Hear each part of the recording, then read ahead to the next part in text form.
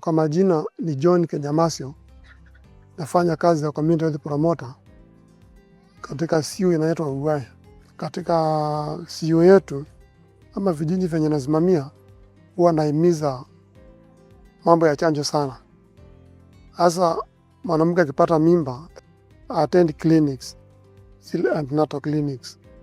Huwa nawaimiza wazalie hospitali, ndiposa mtoto akizaliwa apate chanjo ya BCG, zile zingine kama polio vaccine, pneumonia pia vaccination, na 9 months ya measles pia, mpaka ile ya mwisho ya 18 months ya measles. Pia kuna zile za tunaimiza watoto na wazazi, kwa wale wasichana wako kwa shule, wafanye ile inaitwa HPV vaccine. HPV huwa inasaidia sana watoto wetu, juu ukisikia redio kama siku hizi, mambo ya kansa imekuwa mingi sana.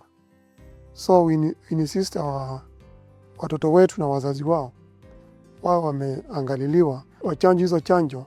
Pia tunawaelekeza kwa screening, cancer screening in our facilities. Wazazi wenzangu naweza nikawashauri, juu mimi ni mzazi kama wao, kuna wasichana 2 wamechanjwa. Naweza nikawaambia hiyo chanjo ni safe na haina madhara na inazuia.